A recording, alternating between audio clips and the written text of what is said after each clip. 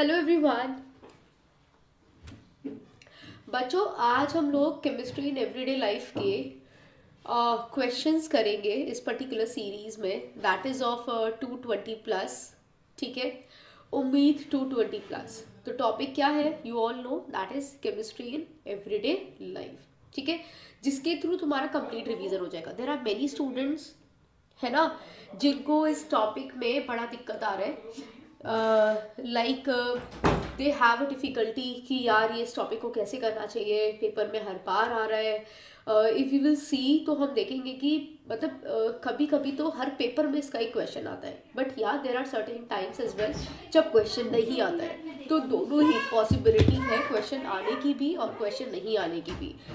जिससे मैं तुम्हें एक बहुत ही रियल एग्जाम्पल देती हूँ कि जब हम लोगों ने जून 2022 को देखा, जून 2022 में देखा गया कि मतलब केमिस्ट्री इन एवरीडे लाइफ से हर अटेम्प्ट में क्वेश्चन आया है। लेकिन जब हमने इसका दूसरा अटेम्प्ट देखा, यानी कि जब हमने जुलाई अटेम्प्ट के क्वेश्चंस देखे, तो वी फाउंड कि जुलाई अटेम्प्ट में हुए तो इतने सारे अटेम्प्ट्स थे, इतने सारे शिफ्ट्स हुए थे, लेकिन अल्टीमेटली सिर्फ 3 ही क्वेश्चंस पूछे गए हैं। तो यानी कि आया क्वेश्चन तो बिल्कुल डेफिनेटली आएगा, और नहीं आया तो तुम लकी रहे तो अच्छी बात है। तो here through this particular class हमें तुम्हारी कैसे हेल्प करने वाली हूँ इस कि देखो, करके जाओ इस टॉपिक को, उतना करके जाओ जितनी ज़रूरत है ना, जिससे एटलीस्ट इजी लेवल का क्वेश्चन तुम उसे कर पाओ। ठीक है, तो here today I will be giving you the complete revision, यानी कि मैं तुम्हें थ्योरी भी थोड़ी बताऊंगी इसकी, और मेरे पास कुछ इसका शॉर्ट कुछ मैंने नोट्स बनाए हुए हैं ये केमिस्ट्री इन एवरीडे लाइफ की, कि तुम्हें किस तरह से पढ़ना चाहिए, किस मॉलिक्यूल को कैसे याद किया जा सकता है, क्या क्या याद करने वाली चीज़ें होती हैं, उन पे फोकस करेंगे, और जो क्वेश्चंस आए हैं पेपर में उन पे भी फोकस करेंगे। तो दोनों चीज़ें एक बारी को इवेल्युएट कर लेंगे, तो मतलब at least you just attend this particular lecture. ठीक है, आज मैं तुमसे लगभग 20 क्वेश्चंस डिस्कस करूंगी केमिस्ट्री इन एवरीडे लाइफ के। उन 20 क्वेश्चंस में से तुम्हें एक इंसाइट मिल जाएगा, और जितना एटलीस्ट मैं इसे 1 घंटे में डिस्कस करने वाली हूँ उतना सीख लेना। ठीक है, मैं ये नहीं कहूँगी हम केमिस्ट्री इन एवरीडे लाइफ को 100% कर लेंगे, लेकिन हाँ मेजॉरिटी थोड़ा सीख लेंगे, ताकि क्वेश्चन आया तो शायद बना पाए। फर्स्ट क्वेश्चन से, फर्स्ट क्वेश्चन कहता है drugs used to bind to receptors inhibiting its natural function and blocking a message are called. यानी कि हमारी कुछ ऐसी ड्रग्स होती हैं जो हमारे रिसेप्टर्स पे आके ऐसे करके उन्हें बाइंड कर लेती है, और जो वो हमारे जो रिसेप्टर्स होते हैं जो वो अपना नेचुरल फंक्शन करते हैं, जैसे लेट्स से कि मेरे किडनी का फंक्शन है ना, मेरे ब्लड को प्योरीफाई करना।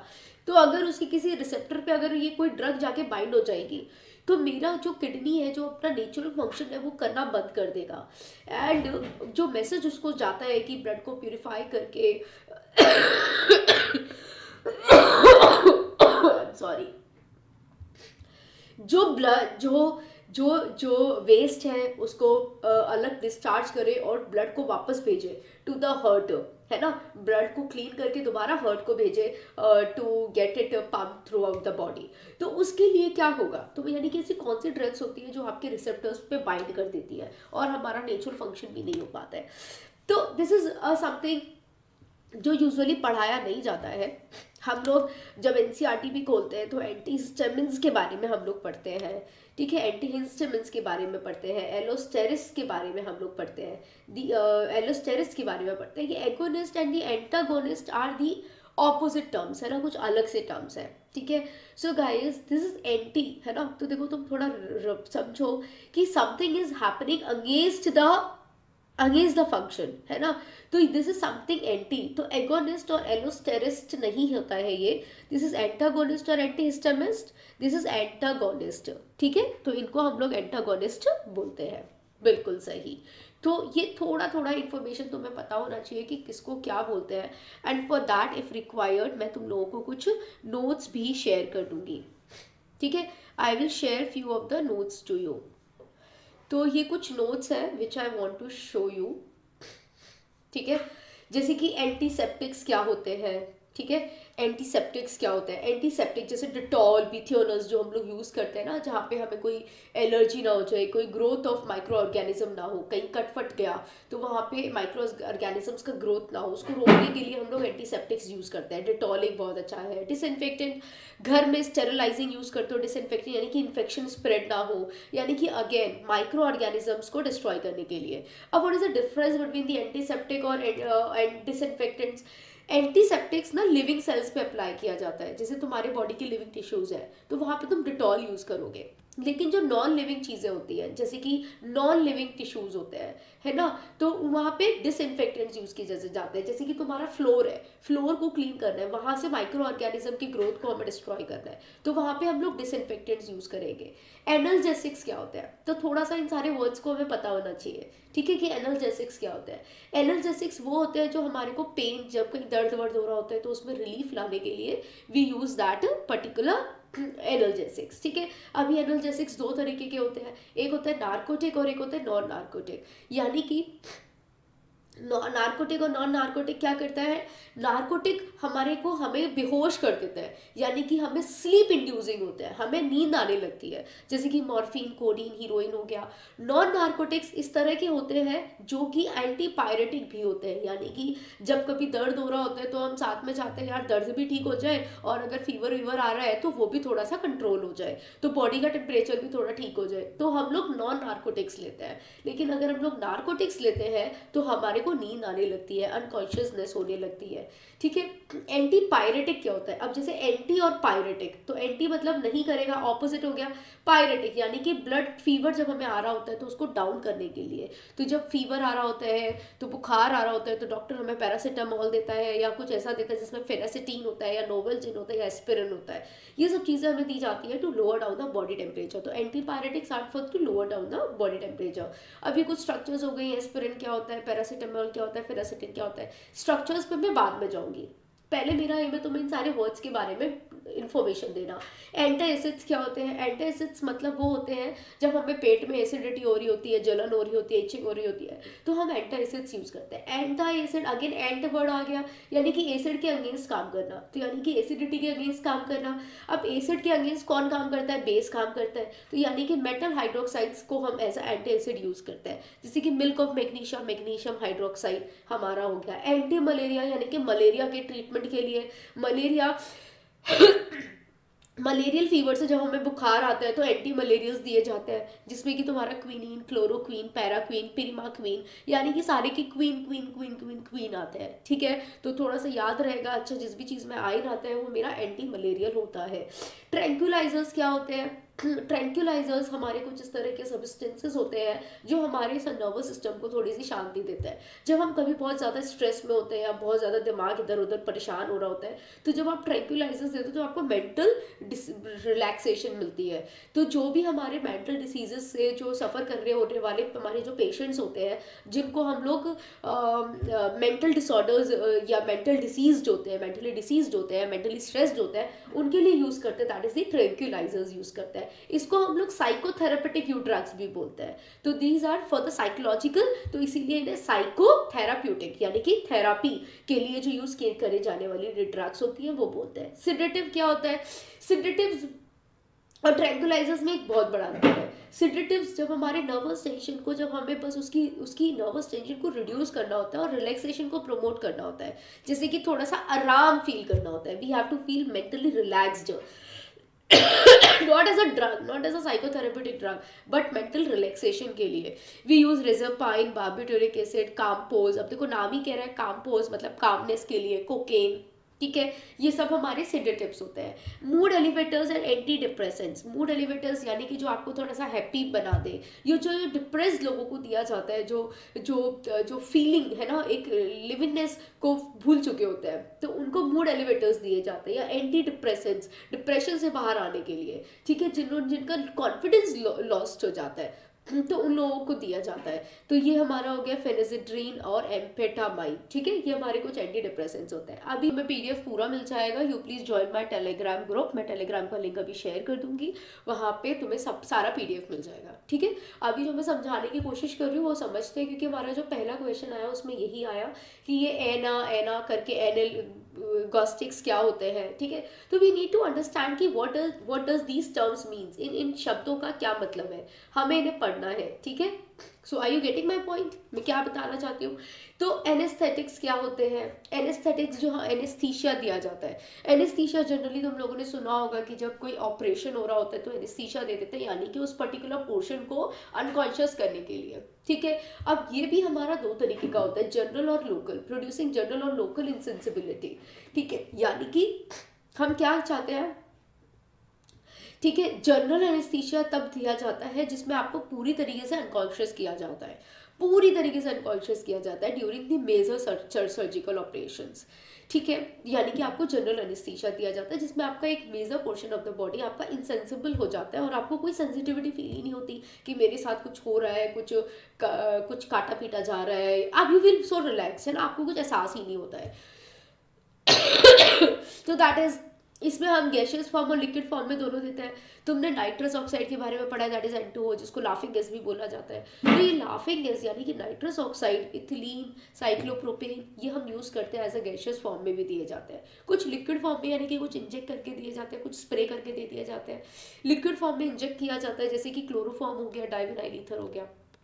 कुछ लोकल एनेस्थीसियास होते हैं, जैसे क्या होता है कि आप अगर उनको स्प्रे कर दो या उनके जेली के फॉर्म में अगर ऐसे हाथ भी रब कर दोगे तो एनेस्थीसिया का असर हो जाएगा। जैसे कि क्या होता है, जैसे कुछ लोगों के वॉर्ड्स हो जाते हैं या कुछ कॉन्स वगैरह हो जाते हैं, है ना, तो उन वॉर्ड्स को जैसे अगर मानो डॉक्टर को उन्हें किल करना है by putting the liquid nitrogen, तो वो क्या करेंगे, वहाँ पे थोड़ा सा ना ये जेल वाला एनेस्थीसिया लगा देंगे, यानी कि ऑक्सिलोकेन लगा देंगे। तो क्या होगा, अब वो उसमें क्या करेंगे, कोई इंजेक्शन लगाएंगे, उसको फ्रीज करेंगे नाइट्रोजन से, तो तुम्हें एहसास ही नहीं होगा कि कुछ हुआ है ना। तो एक छोटे से बॉडी पोर्शन को अगर उन्हें साइलेंट करना है, यानी कि वहाँ की सेंसेशन को खत्म करना है, तो दे यूज दिस एनेस्थीसिया। तो ये हमारा हो गया।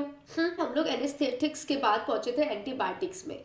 अब एंटीबायोटिक्स क्या होता है, देखो, अब तुम्हारे को पता है कि सबसे पहले क्या करते हैं ना डॉक्टर्स, जब भी हमें कोई प्रॉब्लम होती है तो वो हमें सबसे पहले एनाल्जेसिक्स देने की कोशिश करते हैं कि आपको कोई कुछ एलर्जीज तो नहीं है ना, तो उनको ट्रीट करने की कोशिश करता है। लेकिन जब चीज़ें नहीं होती है, यानी कि कोई ना कोई ऐसा कोई माइक्रो ऑर्गेनिज्म है जिसकी ग्रोथ की वजह से आपको कोई तकलीफ हो रही है, जैसे जस्ट लाइक आप देख सकते हो मेगा मैम इतने टाइम से तुम्हारी क्लास में आ रही है ना, but still she is having the throat problem, आज भी वो ठीक से बोल नहीं पा रही है। तो इसका मतलब क्या हुआ, doctor also tried on me कि पहले थोड़े से ना एनाल्जेसिक्स आपको दिए जाते हैं, ठीक है, लेकिन एनाल्जेसिक्स देने से कुछ फ़ायदा नहीं हुआ। Now doctor has started my antibiotics. तो एंटीबायोटिक्स का भी मिसयूज़ नहीं होना चाहिए, ठीक है, क्योंकि फिर ये क्या करते हैं, एंटीबायोटिक्स का काम होता है बायोटिक, एंटीबायोटिक, ठीक है।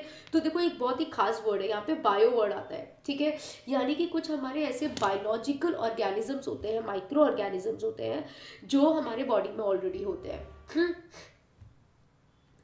ठीक है। तो ये हम जो एंटीबायोटिक्स देके क्या करते हैं, उन कुछ माइक्रो ऑर्गेनिजम्स की ग्रोथ को किल कर देते हैं। लेट्स से कि मेरे बॉडी में कहीं कोई बैक्टीरियल ग्रोथ हो गई है जिसकी वजह से क्या हो गया कि मेरे को कोई थ्रोट इन्फेक्शन, यानी कि कुछ ऐसे माइक्रो ऑर्गेनिजम्स की ग्रोथ हो गई, it could be fungi, bacteria और मोल्ड्स, यानी कि बैक्टीरियल हो सकता है, फंजाई और मोल्ड तो हो नहीं सकता जो मेरे को प्रॉब्लम है। तो बैक्टीरियल ग्रोथ कुछ हुई है जिसको किल करने के लिए, उसकी ग्रोथ को इनिबिट करने के लिए, उन माइक्रो ऑर्गेनिजम्स की ग्रोथ को इनिबिट करने के लिए मुझे कुछ मेडिसिन दी गई हैं, ठीक है, यानी कि वो मेडिसिन मैंने अभी भी खाई भी है और दूसरी मेडिसिन मुझे भी खानी भी है, ठीक है। तो ये क्या करते हैं, इन माइक्रो ऑर्गेनिजम्स की ग्रोथ को किल कर देते हैं। तो अल्टीमेटली क्या होगा कि जब वो माइक्रो ऑर्गेनिज्म की ग्रोथ किल हो जाएगी तो फिर आपकी जो चीज़ें हैं वो ठीक होने लगेगी। तो पेनिसिलिन हो गया, bronchitis, sore throat, the same problem which I am facing, pneumonia, इन सब के लिए we use penicillin, this is a very good medicine, ठीक है। तो यानी कि effective in the treatment of infections के लिए हमारी बहुत ही इफेक्टिव रहती है। अब कई बार क्या होता है, लोगों को लगता है थोड़े से बीमार पड़े, एक काम करते हैं एंटीबायोटिक्स ले लेते हैं। अगर तुम्हारे बॉडी के अंदर माइक्रो ऑर्गेनिज्म ग्रोथ है ही नहीं है और तुम unnecessarily as a first step antibiotic ले रहे हो, तो एंटीबायोटिक का काम होता है ग्रोथ ऑफ माइक्रो ऑर्गेनिज्म को इनिबिट करना। तो ऐसा भी हो सकता है कि जो तुम्हारे गुड माइक्रो ऑर्गेनिजम्स है ठीक है, उनको भी वो इनिबिट कर दे। तो इसीलिए एक्सेसिव यूज ऑफ एंटीबायोटिक या फिर bad use of antibiotic is also very very harmful. ठीक है, तो please antibiotics has to be taken with the utmost care. ठीक है, इसीलिए हमेशा मेडिसिन के ऊपर, आज मैं I was surprise to see मेरी जो मेडिसिन है उस पर लिखा हुआ था please complete the course as prescribe, यानी कि एंटीबायोटिक्स का कोर्स जरूर पूरा करना चाहिए, उनको बीच में आधा अधूरा नहीं छोड़ना चाहिए। ठीक है, अब ये हो गया हमारा पेनिसिलिन का इतना डरावना सा बड़ा सा स्ट्रक्चर। तो ये क्या है, हमारी एंटीबायोटिक, जिसके बारे में हमने इतनी सारी बातें की। अब एंटीबायोटिक ट्यूबरक्लोसिस के लिए स्ट्रेप्टोमाइसिन यूज होता है, टाइफाइड, मेनिंगाइटिस, न्यूमोनिया, डायरिया के लिए क्लोरोमाइसिन। ठीक है, acute fever, trachoma, dysentery, urinary tract infection के लिए टेट्रासाइक्लिन्स। ये मैंने कुछ एग्जाम्पल दिया। अब मैं तुम्हें बताऊंगी इसमें से क्या क्या याद करना है और कैसे याद करना है। अभी मेन ये समझो कि क्या क्या किसके लिए यूज होता है। अब ये जो हमारे सल्फेनिलामाइड के डेरिवेटिव्स होते हैं ना, यानी कि जितने भी सल्फा ड्रग्स होते हैं, सल्फर कंटेनिंग ड्रग्स होते हैं, these are the antibacterial powers, है ना, इनके अंदर एंटी बैक्टीरियल है ये। ठीक है, यानी कि बैक्टीरिया के अगेंस्ट लड़ते हैं ये। तो जिसमें भी तुम्हारे को सल्फर मिल जाता है, यानी कि सल्फाथायाजोल, सल्फागोनिडीन, सल्फापेरिडीन, सल्फाडाइजीन, तो एक बात याद रखनी है, यानी कि सल्फर आ गया मतलब वो एंटी बैक्टीरियल हो गया, यानी कि बैक्टीरिया के अगेंस्ट लड़ाई लड़ेगा। अभी अभी हमारा एक ऑप्शन में ये भी था एंटी हिस्टामिन क्या होता है ना। तो यानी कि what is this anti histamine, ये हमारे ऐसे ड्रग्स होते हैं जो हिस्टामिन से लड़ाई लड़ते हैं for finding sites of receptors and thus interfere with the natural action of histamine. यानी कि ये हिस्टामिन, हमने क्या देखा है, तुमने ऐसे बहुत सारे अमाइनो एसिड्स के बारे में भी पढ़ा है। ठीक है, हिस्टडीन के बारे में भी पढ़ा है। तो ये हमारी ऐसी ड्रग्स होती है जो हिस्टामिन के अगेंस्ट लगते हैं and they find the sites of the receptors, और फिर जो हमारा जो नेचुरल एक्शन होता है हिस्टामिन का उसके अगेंस्ट लड़ाई लड़ते हैं। तो यानी कि एंटी हिस्टामिन का सिंपल सा मतलब है हिस्टामिन के अगेंस्ट लड़ाई लड़ना। ठीक है, जैसे कि ब्रोमफेनामाइड या फिर टर्फेनालिडीन, ये सब हमारे हिस्टामिन के अगेंस्ट लगते हैं। ठीक है, एंटी फर्टिलिटी, यानी कि फर्टिलिटी के अगेंस्ट जो ड्रग्स लिए जाते हैं to prevent pregnancy and the controlling of the menstrual cycle and ovulation. तो यानी कि एंटी फर्टिलिटी यानी कि टू प्रिवेंट फर्टिलिटी के लिए जो हमारे ड्रग्स होते हैं। एंटी माइक्रोबियल यानी कि जो माइक्रोब्स की ग्रोथ के अगेंस्ट, यानी कि माइक्रोब्स की ग्रोथ को किल करने के लिए जो ड्रग्स लिए जाते हैं। So these are used to kill either the bacteria, क्योंकि micro organisms are basically what, bacteria, fungi, moulds, यही सब तो होता है। ठीक है, so these are used to kill either the bacteria और stop the growth of diseases causing micro organisms. तो ये सब हम लोग यूज करते हैं एंटी माइक्रोबियल्स। तो ये सारे तुम्हें वर्ड्स याद हो गए, ये सारे वर्ड्स याद हो गए। ठीक है, आ गया समझ में, क्वेश्चन कराइए। बिल्कुल हम लोग क्वेश्चन पर आएंगे, बट एक बार तुम्हें ये सारे वर्ड्स याद हो गए। अभी क्लींजिंग एजेंट वाला पार्ट में बाद में लूंगी, अब पहले जरा इस पर्टिकुलर फाइल पर आ जाते हैं। तो एंटी हिस्टामिन यानी कि जो हिस्टामिन के अगेंस्ट लड़े, agonist and allosterist, these were the new words. Antagonist is basically to inhibit the natural function and blocking a message, यानी कि हमारे किसी भी बॉडी के नेचुरल फंक्शन को स्टॉप कर देना और जो मैसेज डिलीवर हो सकता है उसको रोकना, उसके लिए हमारा यूज होता है। अब हम बात करते हैं, आगे चलते हैं और एक अगला क्वेश्चन करते हैं और देखते हैं वो किसके ऊपर है। अब हमारा अगला क्वेश्चन है ये, यानी कि सल्फेट्स क्या होते हैं, फ्लोराइड्स क्या होते हैं, निकोटाइन क्या होता है और सोडियम आर्सेनाइड क्या होता है। अब देखो, पेस्टिसाइड्स और हर्बिसाइड्स, ये दो वर्ड्स जो है वो तुमने डेफिनेटली पढ़े होंगे अपने इन्वायरमेंटल केमिस्ट्री में। बेंडिंग ऑफ बोन्स यानी कि हमारी हड्डियां मुड़ने लग जाती है। ठीक है, और हमारे को लेक्सेटिव इफेक्ट को भी मैंने बात की थी। लेक्सेटिव इफेक्ट का मतलब होता है आदत पड़ जाना, है ना, किसी चीज़ की एडिक्शन हो जाना, लेक्सेटिव इन नेचर। ठीक है, तो देखो अब कौन सा क्या क्या होगा। जो बेंडिंग ऑफ बोन्स होती है यानी कि हड्डियां मुड़ने लग जाती है, बेंड होने लग जाती है, this is the action of हमारा फ्लोराइड का एक्शन होता है। फ्लोराइड का किस तरह से एक्शन होता है, देखो हमें कई बारी बोला जाता है कि ना हमारे टूथपेस्ट में ना फ्लोरीन का कंटेंट ना कम होना चाहिए। रीज़न भी ठीक है, क्योंकि क्या होता है, फ्लोरीन क्या करता है, हमारे टीथ्स को तो स्ट्रॉन्ग बनाता है, हमारे टीथ्स के इनेमल को लाइक बचाता है, सब कुछ बहुत अच्छा है, हमारे टीथ्स के लिए बहुत अच्छा है। लेकिन when excess of fluoride gets into our body, लेकिन वो हमारे बॉडी के लिए बहुत खराब है। एंड डेफिनेटली अगर आप फ्लोराइड रिच टूथपेस्ट अगर करते हो तो क्या होता है, कभी ना कभी धीरे ही धीरे सही, लेकिन वो लीच तो करता है ना हमारे बॉडी में। तो जब हमारे बॉडी में फ्लोराइड का कंटेंट, इसीलिए कहा जाता है कि जब हम लोग वाटर की क्वालिटी की बात करते हैं तो वाटर में भी हमारे पास फ्लोराइड का अगर प्रेजेंस कंटेंट ज़्यादा है तो वो हमारे बॉडी में जाएगा। इन आवर ड्रिंकिंग वाटर में अगर फ्लोराइड का कंटेंट ज़्यादा है तो ultimately it would be harmful to for us, ठीक है। तो फ्लोरीन रिच टूथपेस्ट आते हैं, वो बहुत बढ़िया बात है। अगर हम फ्लोराइड रिच टूथपेस्ट यूज़ करेंगे तो हमारे दांत तो मजबूत रहेंगे, लेकिन कहीं ना कहीं वो फ्लोराइड हमारे बॉडी में जाके हमारे सिस्टम को खराब कर देगा। तो that's how this is not good. Nicotine, शायद तुम्हें समझ में आ रहा होगा that this is having what type of effect. Nicotines हम कब यूज करते हैं? सल्फेट्स, सल्फर कंटेनिंग और सोडियम आर्सेनाइड। थोड़ा एब्सोल्युटली एनसीईआरटी में है, बिल्कुल है। एनसीईआरटी के अगर तुम 2 चैप्टर्स को पूरा कर लोगे, यानी कि केमिस्ट्री इन एवरीडे लाइफ और एनवायरमेंटल केमिस्ट्री, तो you will be able to do that. अब थोड़ा सा हम लोग बात करते हैं, ये जो हमारा निकोटीन होता है this is basically the pesticides के लिए यूज होता है। निकोटीन हमारा पेस्टिसाइड्स के लिए यूज होता है, और जो हमारे फ्लोराइड्स होते हैं ये हमारे को बोन्स की बेंडिंग कर देते हैं, ठीक है। तो यानी कि हमारा बी का 2 हो गया। अगर तुम्हें किसी एक को भी पता है ना तो तुम एक को पकड़ते हुए चलो और बाकी तुम्हारा होने लगेगा। और सी का हमें कंफर्म है कि 1 होता है। तो सल्फेट्स किसके लिए होता है? Sulphates are basically the laxative effect. अब जरा खोल कर देखो, लेक्सेटिव इफेक्ट मैंने किसके लिए बताया था। और सोडियम आर्सेनाइड हमारा क्या हो जाएगा? आर्सेनिक कंटेनिंग, यानी कि दिस इज दी हर्बिसाइड्स। ये हमारे हर्बिसाइड्स होते हैं। Basically arsenic basically act as a poison, मैं तुम्हें बता दूं। तो आर्सेनाइड्स जब हम लोग यूज करते हैं तो वो हर्ब्स को की ग्रोथ को रोकता है ना। ये पेस्ट हर्ब्स कंट्रोलिंग होता है। और ये जो पेस्ट कंट्रोलिंग कौन होता है? Nicotine is basically paste controlling. तो पेस्ट की ग्रोथ को रोकना इस पेस्टिसाइड्स यूज होते हैं, और हर्ब्स को रोकने को हर्बिसाइड्स कहते हैं, ठीक है। Is this clear? और जो हमारे सल्फेट्स थे they are having the laxative effect, इनका अपना लेक्सेटिव इफेक्ट होता है। चलो अगला पॉइंट हम लोग करते हैं, आगे बढ़ते हैं क्वेश्चन में, और इन क्वेश्चन से सीखते हुए चलते हैं। Some drugs bind to a site other than the active site of an enzyme, the site is known as. यानी कि कुछ ऐसी हमारी ड्रग्स होती हैं जो active site of an enzyme पे नहीं बाइंड करती हैं, दूसरी तरफ कहीं करती हैं। अब तुमने देखा होगा ये जो हमारा की एंड लॉक एंड की अरेंजमेंट होता है, जैसे हम चाहते हैं कि जो हमारी कुछ ड्रग्स है, जैसे एंजाइम का जैसे एक ताले में एक ही चाबी सेट होती है ना, है ना। तो उसी तरीके से बात करते हैं हम लोग, लॉक एंड की अरेंजमेंट की बात करते हैं। तो कुछ हमारी ड्रग्स होती हैं जो एक्टिव साइट ऑफ बेंजाइन को पे अटैक करती है, लेकिन कुछ ऐसी ड्रग्स होती हैं that bind to a site other than the active site of an enzyme, यानी कि वो एंजाइम की एक्टिव साइट पे अटैक नहीं करती है। तो तुम उसे क्या बोलोगे?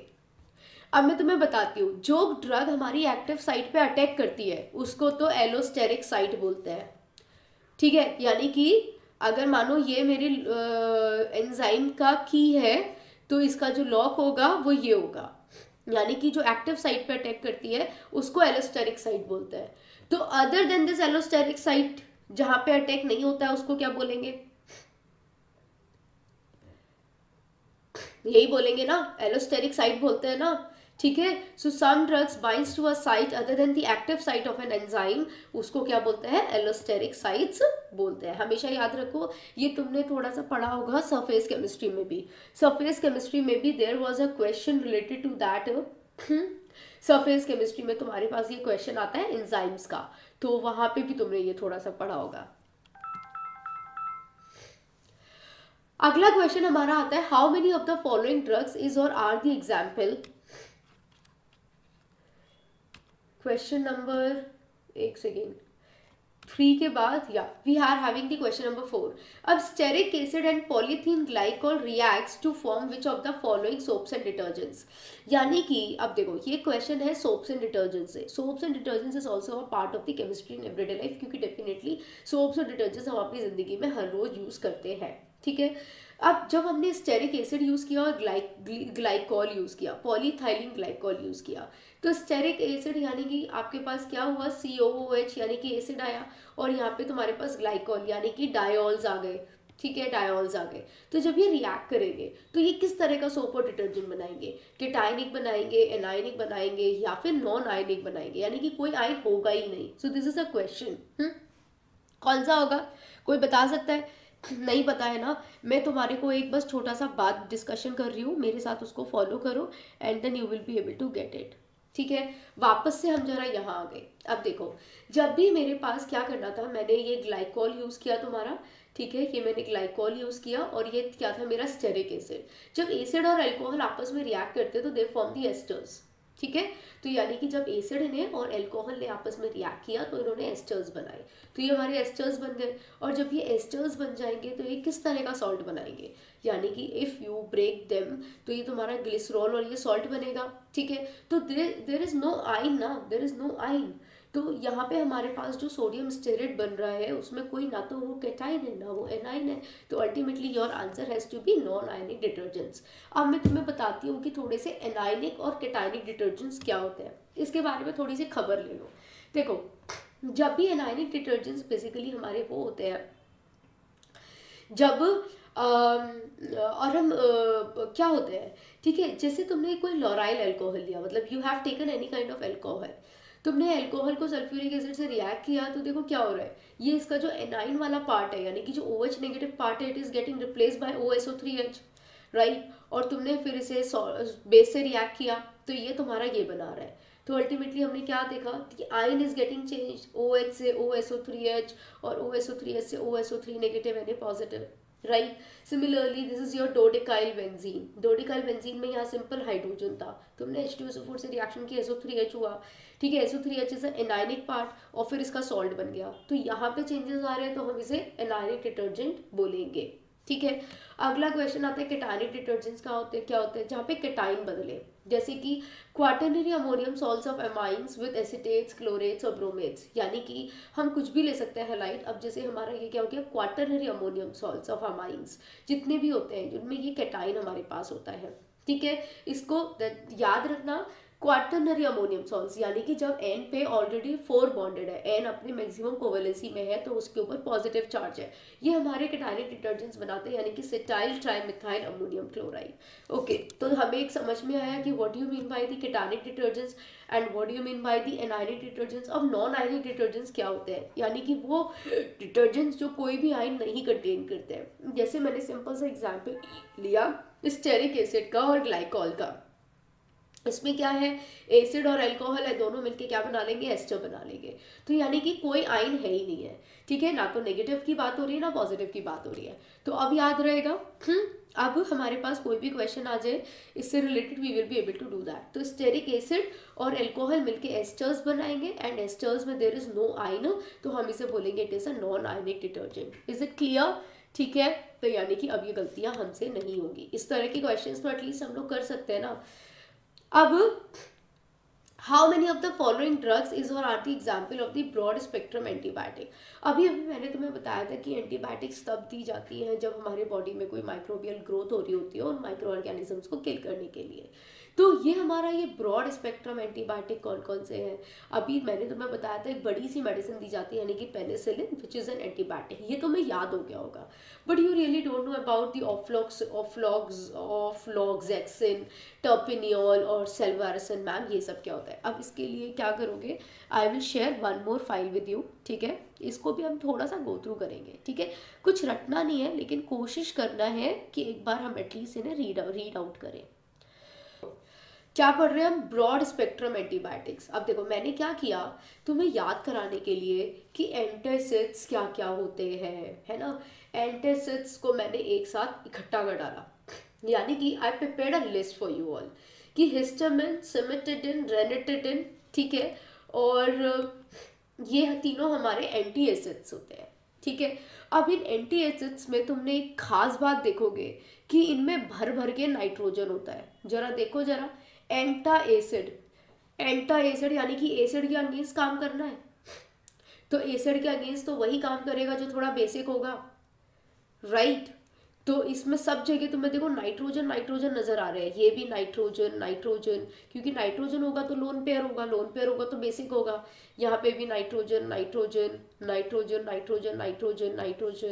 ये सब नाइट्रोजन। तो अब थोड़ा सा याद रहेगा कि हाँ यार मैम ने बताया था ये तो बड़े बड़े नाइट्रोजन कंटेनिंग रिच है, यानी कि बेसिक है तो एसिड के अगेंस्ट काम करेंगे, ठीक है। सो दिस इज द वे, अगर तुमसे पूछा गया इन सबका स्ट्रक्चर दे रखा है, इनमें से कौन सा एंटी एसिड है ढूंढ के बता पाओगे, ठीक है, इतना समझ में आया। अब ये एंटी हिस्टामिन क्या होता है, जो हिस्टामिन के अगेंस्ट काम करता है, ठीक है, जैसे कि ब्रोमफेनेरामाइन और टर्फेनाडीन, ठीक है। अब इनके स्ट्रक्चर्स की अगर मैं बात करूँ तो इनमें क्या खास बात देख रहे हो, मेरे को तो ये खास बात नज़र आ रही है कि इनके पास जो एंटी हिस्टामिन्स है इनमें बेंजीन है बड़ा, देखो जरा। So they are containing the aromatic rings.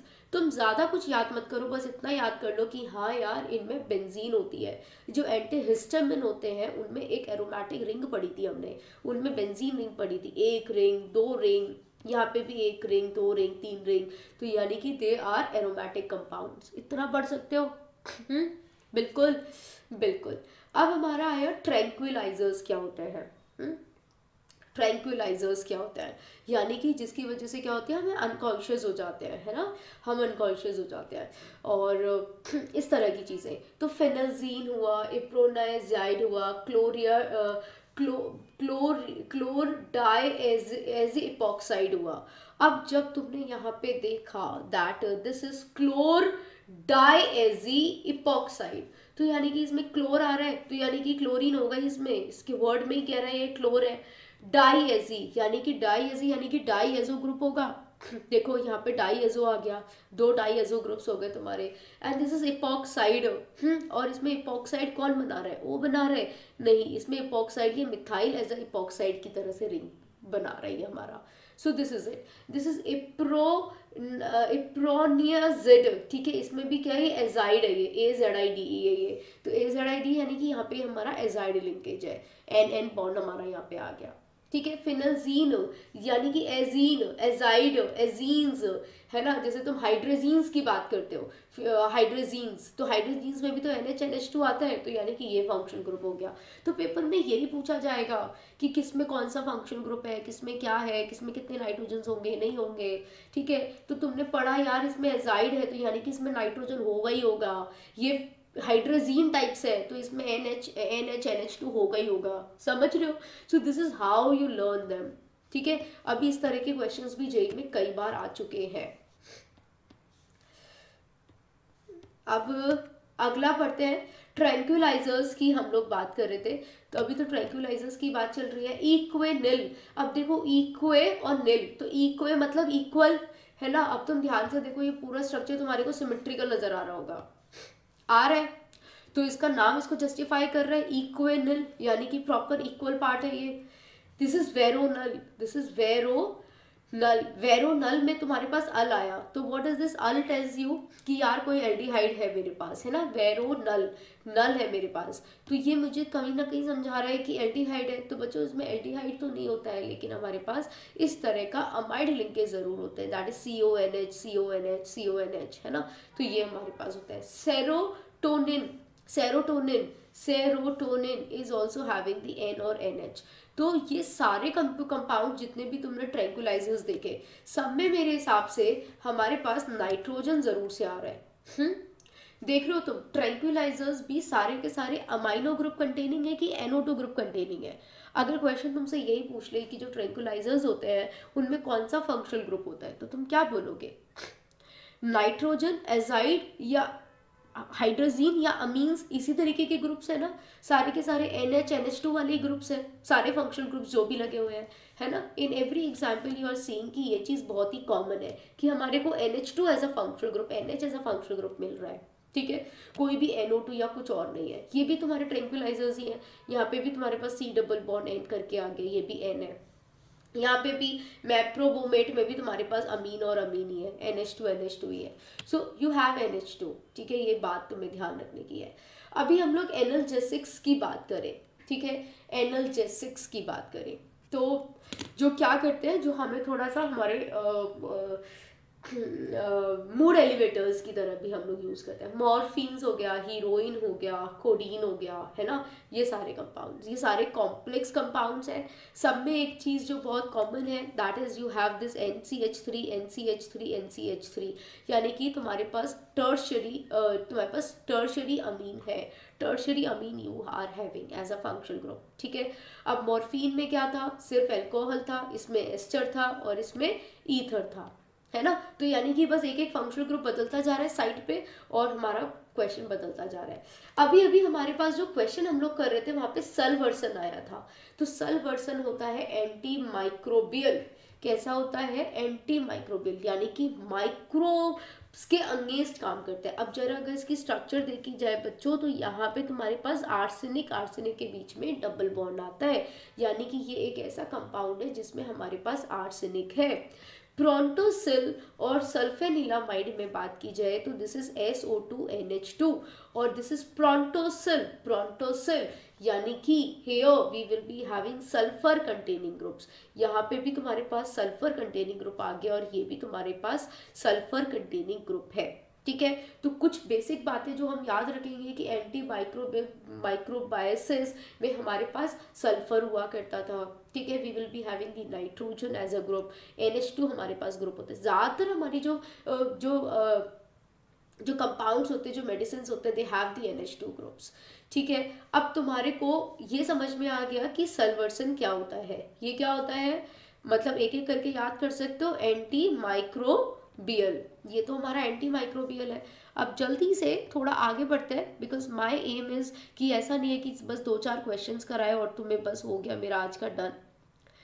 I just want कि जितना केमिस्ट्री इन एवरीडे लाइफ में कर सकते हो उतना एटलीस्ट कर लो। ये गया, ठीक है। तो ये हो गया प्रोंटोसिल, सल्फेनिलामाइड। और एंटी माइक्रोबायसिस हमारे और भी होते हैं, जैसे कि एंटीबायोटिक भी। एंटी माइक्रोबायसिस का मतलब क्या हुआ? माइक्रो ऑर्गेनिजम्स के अगेंस्ट लड़ना, है ना। तो यानी कि माइक्रो ऑर्गेनिजम्स तो कुछ भी हो सकता है। They could be the bacterias, they could be the bacterias, they could be the तुम्हारा पैथोजेंस, है ना, कुछ भी हो सकता है। या फंगाई हो गया तुम्हारा, कुछ भी। तो सल्फापिरिडीन यानी कि सल्फा आना चाहिए, पिरिडीन आना चाहिए। Definitely as a name suggest pyridine हमारे पास यहाँ पे आएगा ही आएगा। ठीक है, सल्फा है यानी कि सल्फोनिल ग्रुप भी आएगा। Azo as the name suggest कि एजो लिंकेज आनी चाहिए, एन डबल बॉन्ड एन आना चाहिए। ठीक है, दिस इज इट। पेनिसिलिन में एक खास बात देख लो कि तुम्हारे पास क्या होता है। यू हैव द पेनिसिलिन, एक बहुत ही इंपॉर्टेंट एंटी माइक्रोबियल ड्रग है, यानी कि एंटीबायोटिक है, जो कि कहती है आपको कि इसके पास बहुत सारे फंक्शनल ग्रुप्स हैं। इसके पास कीटोन है, ठीक है, इसके पास अमाइड है, इसके पास अमीन है, इसके पास एसिड है और इसके पास सल्फर है। यानी कि this is one of the drug जिसमें इसके पास acid as a functional group भी है। बच्चे इसमें पेनिसिलिन में पूछा जाता है that you have the sulphonic acid, you have the carboxylic acid. तो पेनिसिलिन में आपके पास कार्बोक्सिलिक एसिड होता है। ठीक है, let me have my medicine. इतनी बात कर रहे हैं इसकी तो खा लेते हैं।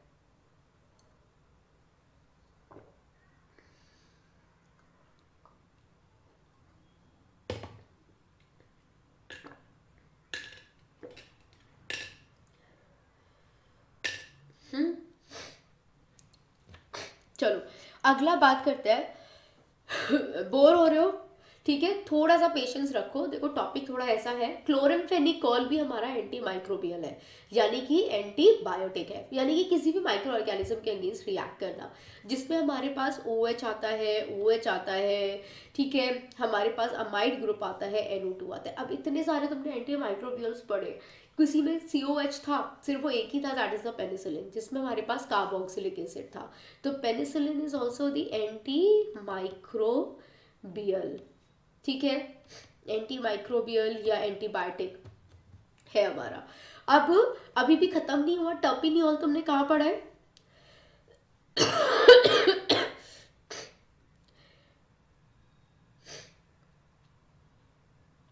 टर्पिनियोल तुमने कहाँ पढ़ा है? कहाँ पढ़ा है? डिटॉल में पढ़ते हो ना, ये तो तुमने डिटॉल में पढ़ा है। डिटॉल यानी कि क्या होता है ये? Anti, what is Dettol?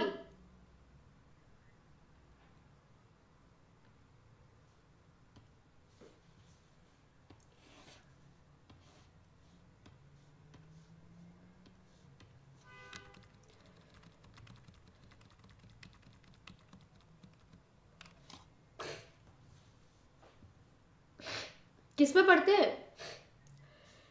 Dettol is, जिसमें हम लोग टर्पिनियोल यूज करते हैं। डिटॉल में टर्पिनियोल यूज होता है ना, दिस इज एंटीसेप्टिक की तरह ही तो यूज करते हैं इसे। सेप्टिक ना फैल जाए बोलते हैं ना, एंटीसेप्टिक की तरह यूज करता है। अब ये बचा हमारा ऑफ्लॉक्सेसिन। अब इसके बारे में भी मैं तुम्हें पहले पढ़ाऊंगी, उसके बाद तुम मुझे आंसर दोगे इस क्वेश्चन का। So don't worry, what ever the file I have prepared for you, इसमें सब कुछ है और इसके अलावा तुम्हें कुछ और एक्स्ट्रा पढ़ने की जरूरत नहीं पड़ेगी। ऑफ्लॉक्सेसिन तक और हम लोग पहुंचते हैं, ठीक है, थोड़ा पेशेंस जरूरी है। अभी अभी मैंने तुम्हें बताया क्लोरोजाइलिनॉल हो गया, टॉपिनियोल हो गया, बीथियोनॉल हो गया, ये कुछ भी हो गए, ये सारे के सारे क्या है, एंटीसेप्टिक्स। अभी टॉपिनियोल आया क्वेश्चन में, तो ये टॉपिनियोल ऑल कह रहे थे, यानी कि OH as a functional group होगा, और ये हमारा क्या होता है, this is an antiseptic. Antiseptic chloroxylenol, Dettol, ये सब डिटॉल से मिलती हुई जुलती चीजें हैं। बीथियोनल तुम लोग कई बार देखते हो, तुम्हारे साबुन के अंदर भी बीथियोनल होता है ना, यानी कि उसके अंदर भी एंटीसेप्टिक प्रॉपर्टीज होती हैं। तो ये सब तुम्हारे क्या है, एंटीसेप्टिक्स है। एंटी फर्टिलिटी ड्रग्स में आता है तुम्हारा इथेनाइल एस्ट्राडायोल। अब जैसे कि नेम ही सजेस्ट कर रहा है कि इसके अंदर डायोल्स है, यानी कि 2 OH ग्रुप्स है, ठीक है। This is norethindrone. Norethindrone, drone मतलब कीटोन आ गया, यानी कि यहाँ पे तुम्हारे पास एक डबल बॉन्ड O है, ठीक है। So these are the few of the hints. अब आर्टिफिशियल स्वीटर्स भी हमारे होते हैं, जैसे कि एस्पार्टेम हो गया, यानी कि जो लोग थोड़े डायबिटिक पेशेंट्स होते हैं उन लोगों को आर्टिफिशियल स्वीटनर्स दिए जाते हैं, जैसे कि एस्पार्टेम, सैकरिन, सुक्रेलोज, ठीक है, ये हमारा हो गया sucralose. Sucrose is different and sucralose is different. Alitame is also artificial sweetener. अभी अगला क्वेश्चन यही आ जाएगा, एस्पार्टेम और एलिटेम क्या है, ये आर्टिफिशियल स्वीटनर्स है। मैं अभी सोप्स और डिटर्जेंट्स की बात कर रही थी, ठीक है। सोप्स और डिटर्जेंट्स में अभी भी हमने देखा था कि कीटाइनिक, एनाइनिक, नॉन आयनिक डिटर्जेंट्स कई तरीके के होते हैं, ठीक है। तो जब तुम ग्लिसरॉल की बात करते हो तो glycerol is also one of the ingredient जो हम लोग सोप्स डिटर्जेंट्स को प्रिपेयर करने में यूज करते हैं।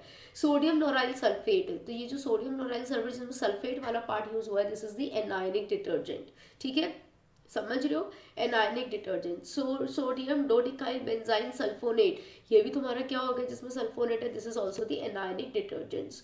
तो जो हमारा सोप से डिटर्जेंट और जिसमें हमारे पास टर्शियरी अमोनियम सॉल्ट होता है, वो कौन सा डिटर्जेंट है, that is the केटाइनिक detergent, केटाइनिक detergent, ठीक है। अब ये कुछ और हमारे स्ट्रक्चर्स हैं जिनको हमें पता होना चाहिए कि कौन कौन क्या क्या होता है। थोड़ा पता होगा कि thiamine, gluconic acid, saccharic acid, adenine, guanine, cytosine, anisole, phenetole, salicylic acid, aspirin क्या होता है, what is the formula of aspirin. Aspirin में हमारे पास एसिड और एस्टर दोनों होते हैं। Aspirin is also the antipyretic होती है एस्पिरिन, है ना, यानी कि जब बुखार आ जाता है तो एस्पिरिन ले लेता है ना। पिक्रिक एसिड तुम्हारा ये हो गया। सैलिसिलएल्डिहाइड क्या होता है, वेनिलीन, मैलिक एसिड, सिनामाल्डिहाइड, ये कुछ और पर्टिकुलर स्ट्रक्चर्स हैं जो तुम साथ की साथ एक बार को देख सकते हो। अब ये जो ऑक्सीफ्लॉक्सिन क्या है, तुम सबको पता होगा, जब कोविड आया था तो शायद से तुमने इसका बहुत नाम सुना था। ये दिस इज अ लिस्ट जहाँ पे मैंने तुम्हें और भी पर्टिकुलर स्ट्रक्चर्स के नेम दे दिए हैं, ठीक है। तो जो लोग को पढ़ना है एक बार इससे गो थ्रू कर लेना, ठीक है। हिस्टिडीन अलग होता है और हिस्टामिन अलग होता है। तो now what I was saying is ofloxacin, जब कोविड आया था तो बहुत ज़्यादा एक एंटीबायोटिक हमारी चल रही थी। तो ये ब्रॉड स्पेक्ट्रम का मतलब क्या होता है, यानी कि एक पर्टिकुलर ऐसी एंटीबायोटिक जो ज़्यादातर जगहों पे काम करे, यानी कि जिसका इफेक्ट ज़्यादातर तरह की प्रॉब्लम्स में यूज़ किया जा सकता है, इसको बोला जाता है ब्रॉड स्पेक्ट्रम एंटीबायोटिक। तो अल्टीमेटली तुमने देख लिया, पेनिसिलिन भी एंटीबायोटिक है, सेल्वारेसन भी एंटीबायोटिक है, एंटी माइक्रोबियल है, बट जो ऑफ्लॉक्सेसिन होता है, this is the broad spectrum antibiotic. So your answer has to be ofloxacin. इतना टाइम हर क्वेश्चन पे देने का रीज़न यही है कि तुम अगर थोड़ा इतना टाइम दोगे तो तुम्हारे को ये वर्ड्स ना थोड़े तुम्हारे दिमाग में घुसेंगे, बार बार देखोगे तो, पढ़ोगे तो, ठीक है। And you are not able to do this your own, तो that's how I am trying कि मैं तुम्हें थोड़ा सा गो थ्रू कराती हूँ, ठीक है, वरना तो तुम नहीं करने वाले हो इसको। अगला क्वेश्चन हम लोग करते हैं, that is the one, how many of the following is this, that is the only one, that is the ऑफ्लॉक्सेसिन। तो अब देखो ये मैच द टाइम है, अभी अभी मैंने इन सब की बात की थी। अब now you tell me what is the right answer. Antiseptic इसमें से कौन सा होगा, नार्कोटिक एनाल्जेसिक कौन सा होगा, 550 times sweetener than cane sugar, antidepressant. यानी कि अब हम थोड़ा सा क्वेश्चन को इसको कर सकते हैं। अब मुझे बताओ, अभी अभी मैंने तुम्हें बताया था स्वीटनर यानी कि एंटी मतलब स्वीटनिंग एजेंट्स है ना, आर्टिफिशियल स्वीटनिंग रिएजेंट्स की अभी हम लोग बात कर रहे थे। तो आर्टिफिशियल स्वीटनिंग रिएजेंट्स की जब मैं बात कर रही थी तो वो कौन से हो सकते हैं, मतलब व्हाट इट कुड बी, कौन सा हो सकता है? आर्टिफिशियल शुगर स्वीटनर अभी अभी हम लोगों ने पढ़ा था। हाँ, ये आ गए सारे आर्टिफिशियल स्वीटनर्स। एस्पार्टेन आ गया तुम्हारा, सेकेरिन आ गया, सुक्रेलोज आ गया, एलिटेम आ गया। क्या समझ में आ रहा है इससे? स्वीटनर्स क्या होते हैं इनमें? भर भर के OH ग्रुप है, भर भर के कार्बोक्सिलिक एसिड, यानी कि ऑक्सीजन बहुत है यार इनमें। Don't you think they are very very much of oxygen in the artificial sweeteners के केस में। ये हमने कुछ कुछ इनकी स्ट्रक्चर्स देखी थी। तो यहाँ पे तुम्हें आर्टिफिशियल स्वीटनर कौन नजर आ रहा है? जो तुम्हारे केन शुगर से भी 550 टाइम्स स्वीटनर होगा, मुझे नजर आता है that is this particular structure. ठीक है, भर भर के ऑक्सीजन आटम, है ना, ऐसे याद किया ना हमने। ठीक है, भर भर के ऑक्सीजन आटम। और ये जो तुम्हारा स्ट्रक्चर नंबर 2 है, तुम इसको रिलेट कर सकते हो, इसमें ऑल है, इसमें ऑल है। देखो फंक्शनल ग्रुप्स पे ध्यान दो, इसमें भर भर के ऑक्सीजन आटम है। ठीक है, ये तुम्हारा ये है। अब इसमें ऑल है, ये कौन सा फिनॉल है ये, जिसमें दो दो मिथाइल है और एक क्लोरीन है।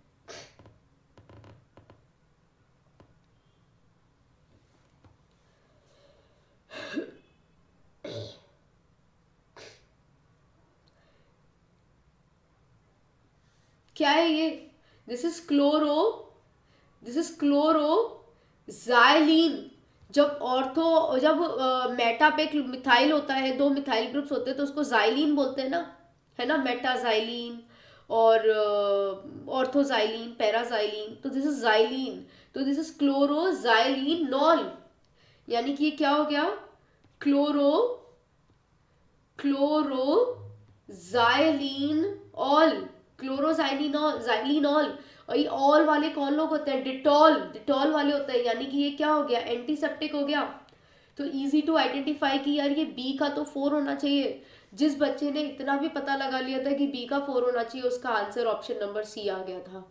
ये जितने भी अजीन या हाइड्रोजीन्स वाले जो कंपाउंड्स होते हैं तुम्हारे, अजीन अजीन अजीन करके जो आते हैं, they are basically your antidepressants. ये हमारे एंटी डिप्रेसेंट्स होते हैं। और इस तरह की जो ड्रग्स तुमने पढ़ी थी, इस तरह के कॉम्प्लेक्स स्ट्रक्चर्स जो तुमने पढ़े थे जिसमें ये तुम्हारा अमीन था, यानी कि टर्शरी अमीन था, इस तरह की स्ट्रक्चर्स अभी अभी देखो मैंने कहाँ पढ़ाई थी?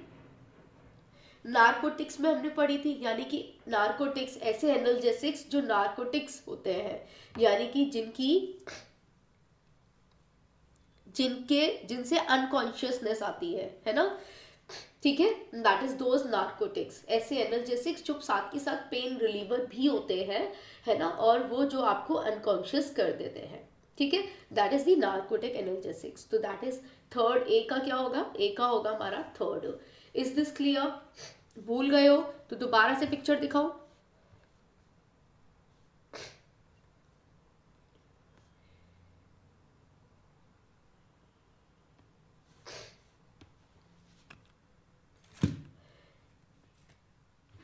देखो ये क्लोरोजाइलिनॉल अभी भी पढ़ा था, ये एंटीसेप्टिक हुआ करता था जो डिटॉल में होता है ना। अब ये इस तरह से कुछ कुछ ऑल आ जाए या इस तरह का कोई भी ऑल आ जाए, ये सब तुम्हारे एंटीसेप्टिक्स होते हैं। अब एंटीसेप्टिक्स तो नहीं भूलोगे मुझे लगता है। और क्लोरेमफेनिकोल, पेनिसिलिन, एजोडाइसल्फारिजिन, ठीक है, एंटी माइक्रोबायसिस, एनाल्जेसिक्स की अभी मैं बात कर रही थी। तो ये जितने भी स्ट्रक्चर्स थे ऐसे वाले जिनमें NCH3 NCH3 NCH3 था, सो दे वर द एनाल्जेसिक्स। एनाल्जेसिक्स और एनाल्जेसिक्स हमारे जो मैंने अभी तुमने मेरे हैंड रिटन नोट से पढ़ाया था, एनाल्जेसिक्स दो तरह के होते हैं, नार्कोटिक और नॉन नार्कोटिक, राइट। नार्कोटिक वो जिनकी आदत हो जाती है और नॉन नार्कोटिक जिनकी आदत नहीं होती, यानी कि जो तुम्हें अनकॉन्शियस नहीं करते हैं, ठीक है, बस सिर्फ और सिर्फ पेन रिलीविंग की तरह से काम करते हैं और बॉडी टेम्परेचर को भी थोड़ा डाउन कर देता है। सो एनाल्जेसिक्स, ठीक है, clear to all of you. तो ये हमारे को कौन सा दे रखा है, what is the difference. Morphine में तुम्हारे पास OH ग्रुप होगा, दो OH होंगे। हीरोइन में एक एस्टर है, दूसरा भी एस्टर है, और यहाँ पे कोडीन में तुम्हारे पास ईथर और अल्कोहल है, ठीक है। मॉर्फिन, हीरोइन और कोडीन, तो ये जो हमें दिया था ये कौन सा दिया था, इसमें OH और OH दे रखा है ना, तो मॉर्फिन है ना ये एक तरीके का। So this is given to you was morphine, is it clear. So this is your analgesic. अब नहीं भूलोगे ना, अब समझ में आ गया, मतलब इतना तो समझ में आ गया कि तुम आर्टिफिशियल शुगर्स को पहचान लोगे, एंटीसेप्टिक्स को पहचान लोगे और एनाल्जेसिक्स को पहचान लोगे, है ना। वो बात अलग है कि एंटी डिप्रेसेंट नहीं पहचाने, बट मोस्ट ऑफ ऑल इनको पहचान लोगे। तो इट इज़ जस्ट दैट जितना ज़्यादा देखोगे उतनी ज़्यादा दोस्ती हो जाएगी। अब ज़्यादा देखने का मतलब ये नहीं है कह रही मैं कि तुम पूरे दिन इन्हें खोल के बैठे रहो, बट स्टिल अगर पेपर आने वाला है और 2-3 घंटे भी अगर इसमें दे दिए तो it will work a lot. अब हम बात करते हैं अगले क्वेश्चन की, which of the following enhances the lathering property of soap, यानी कि ऐसा कौन सा है जो कि हमारे सोप की लेदरिंग प्रॉपर्टी को एनहेंस करता है। अब जब हम बात करते हैं सोडियम स्टेरेट की, सोडियम रोजिनेट की, सोडियम कार्बोनेट की और ट्राई सोडियम फोस्फेट की, जरा बताओ मुझे। लेदरिंग प्रॉपर्टी सोप की बढ़ा देना, यानी कि रोजीनेस बढ़ा देना। अगर सोप्स में लेदर्स अच्छे बनेंगे तो हमारे हाथ भी काफ़ी रोजी रोजी हो जाएंगे, राइट, है ना। सो बेसिकली गाइस देखो, सोडियम स्टेरेट तो एक सोप बनाता ही है। नहीं नहीं नहीं, सोडियम स्टेरेट तो सोप बनाता ही है ना, it is basically a soap. लेकिन अब सोडियम कार्बोनेट, अरे यार ये तो Na2CO3 की बात कर रहे हैं, ये थोड़ी होगा, this is try sodium phosphate, यानी कि बात कर रहे हैं कि तुम्हारे पास PO4 3 नेगेटिव है and this is try sodium Na3PO4। क्या इनसे लेदरिंग प्रॉपर्टी बढ़ेगी, नहीं। सोडियम स्टेरेट तो सोप ही होता है एक तरीके का। ये कोई लेदर वेदर थोड़ी बना रहा है। सोडियम रोजिनेट अगर हम रोजी डाल देते हैं तो हाथ रोजी हो जाएंगे, this is the right answer, ठीक है। This increases the lathering property of the soap. अगला क्वेश्चन आता है,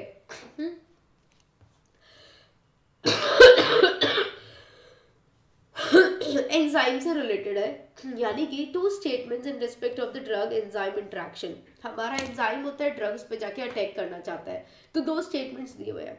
action of an enzyme can be blocked only when an inhibitor blocks the active side of the enzyme, यानी कि enzyme को सिर्फ एक ही तरीके से रोका जा सकता है। क्या तरीका हो सकता है कि जहाँ पे वो एंजाइम अटैक करने वाले, यानी कि जहाँ पे भी तुम्हारा when an inhibitor blocks the active site of enzyme, यानी कि मैं किसी इनहिबिटर को लाऊंगी और वो मेरे एंजाइम की साइड पे ऐसे करके, जैसे मैंने क्या किया, लेट अस अंडरस्टैंड। मैं एक दिन एक वीडियो देख रही थी किसी डॉक्टर का, तो वो ट्राई कर रहे थे ये समझाने का कि जैसे क्या हुआ ना कि जैसे पता नहीं क्या एग्जैक्टली था कि तुम्हारे ना बॉडी के ऊपर फैट का लेयर डिपॉजिट हो जाता है और फिर उसकी वजह से एक्शन नहीं हो पाता है एंड देन आफ्टर तुम्हें इंसुलिन वगैरह बढ़ जाता है या घट जाता है। इंसुलिन रेजिस्टेंस क्या होता है, उस पर कुछ था वो। तो जैसे क्या हुआ, मेरे पास एक ताला है, मैंने उस ताले के ऊपर एक थैली चढ़ा दी और मैं तुम्हें बोल रही हूँ कि इसमें चाबी लगाओ, क्या अब वो चाबी ताले में लग पाएगी? सोचो जरा। मतलब that particular doctor has taken a very good example to make this phenomena understand.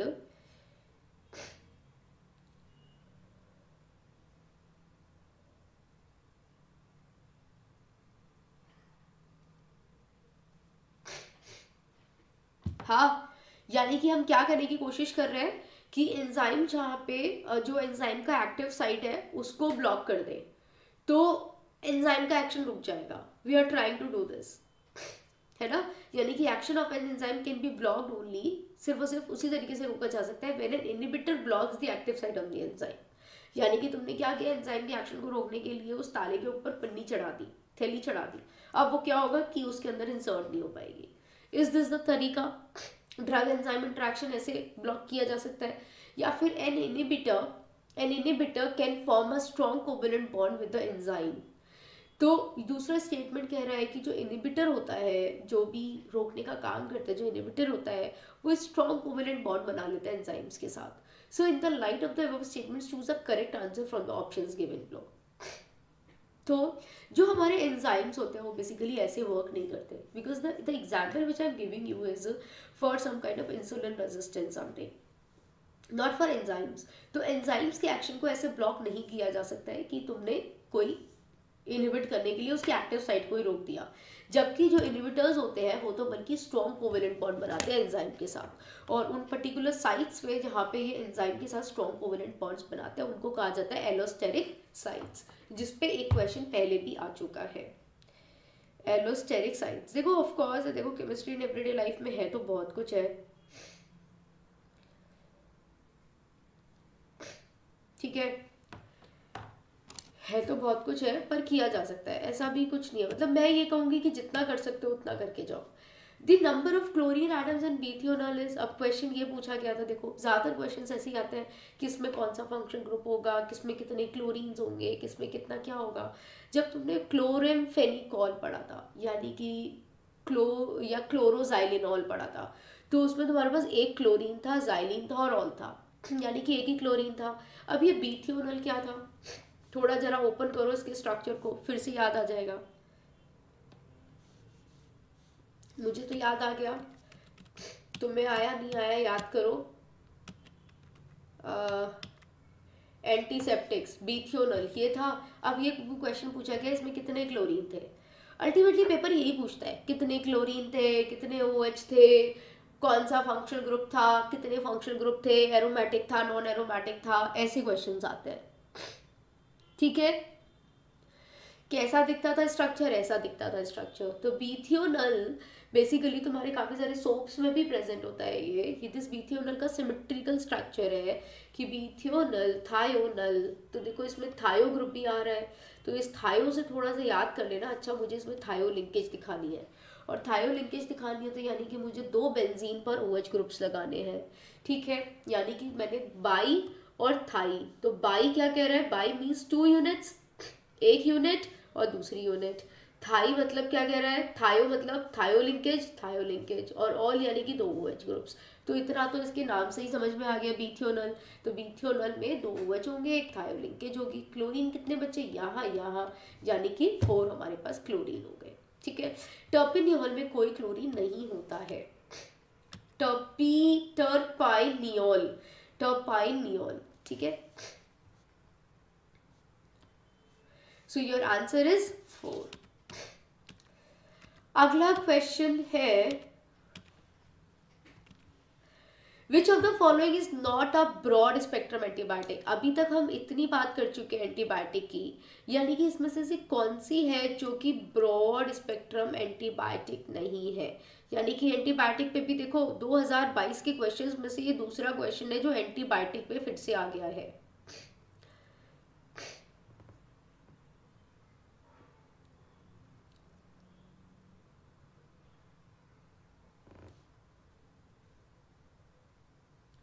एक मिनट का ब्रेक दो मुझे, फिर दोबारा शुरू करते हैं।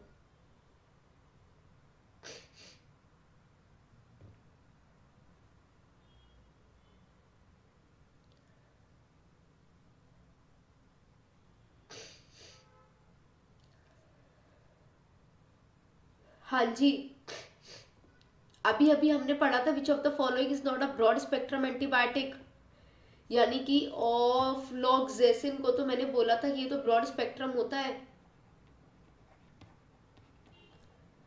कौन सा ब्रॉड स्पेक्ट्रम नहीं है, दैट इज पेनिसिलिन जी। ये जो हम पेनिसिलिन को ऐसे यूज करते हैं, मैंने तुम्हें बताया था ना कॉम्प्लेक्स सा स्ट्रक्चर है, जबरदस्त सा स्ट्रक्चर है पेनिसिलिन का। मैंने अपने नोट्स में भी तुम्हें दिखाया था पहले पेनिसिलिन का structure. So this is basically अ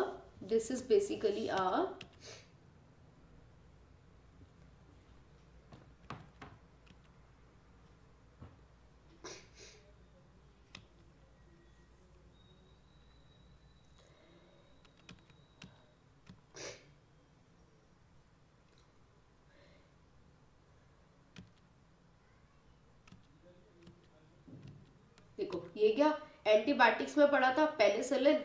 तो this is not a broad spectrum antibiotic, ये तो थोड़ा सा नैरो स्पेक्ट्रम है, न्यूमोनिया, ब्रोंकाइटिस, सोर थ्रोट वगैरह के लिए यूज होता है। और पेनिसिलिन का ये कॉम्प्लेक्स सा स्ट्रक्चर हम लोगों ने पढ़ा था, ठीक है, समझ आ गया।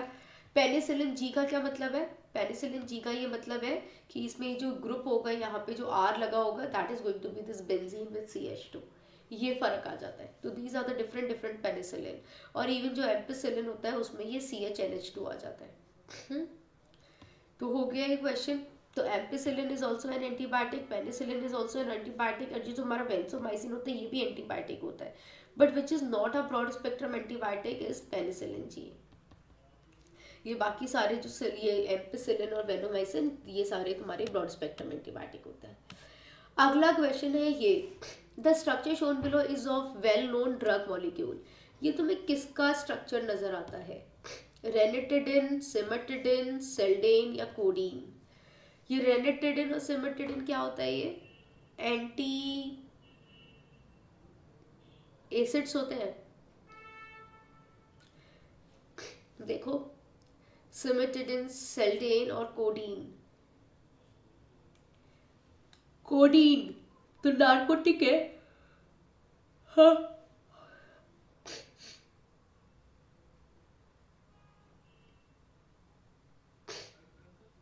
किसका स्ट्रक्चर है ये, साइमेटिडिन का स्ट्रक्चर है ये। कैसे याद करोगे, थोड़ा सा प्रैक्टिस करो, again open the particular book, start ये बुक। देखो अभी अभी हमारे पास क्या आया, एक तो इन्होंने क्या बोला, मोर्फिन बोला, सॉरी कोडीन बोला था, सॉरी सॉरी सॉरी कोडीन बोला था। तो कोडीन क्या है हमारा, एनल्जेसिक है, एनल्जेसिक, एनल्जेसिक। और एनल्जेसिक्स क्या होते हैं, जो थोड़ा सा अनकॉन्शियसनेस शो करते हैं, यानी कि नार्कोटिक्स और एंटी नार्कोटिक्स जो हमारे होते हैं। Pain relievers, analgesics are basically the pain relievers, ठीक है, पेन रिलीवर्स होता है ये, ठीक है, जो दर्द में आराम देते हैं। और दर्द में आराम देने की कुछ मेडिसिन हम खा लेते हैं जिनसे नींद भी आने लगती है, कुछ ऐसी होती है जिनसे नींद नहीं आती है, ठीक है। तो यानी कि नार्कोटिक और एंटी नॉन नार्कोटिक्स। तो कोडीन हमारा एक एनल्जेसिक है, जिसमें तुम्हारे पास एक ईथर और अल्कोहल आता है, ठीक है। ये एग्जाम्पल हुआ, तुम्हें समझ में आ गया। अच्छा ये कोडीन का स्ट्रक्चर है, नहीं, कोडीन के स्ट्रक्चर में तो वो कॉम्प्लेक्स सा कुछ आता था।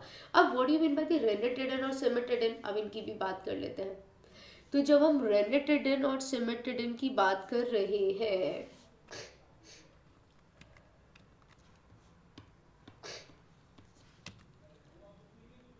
देखो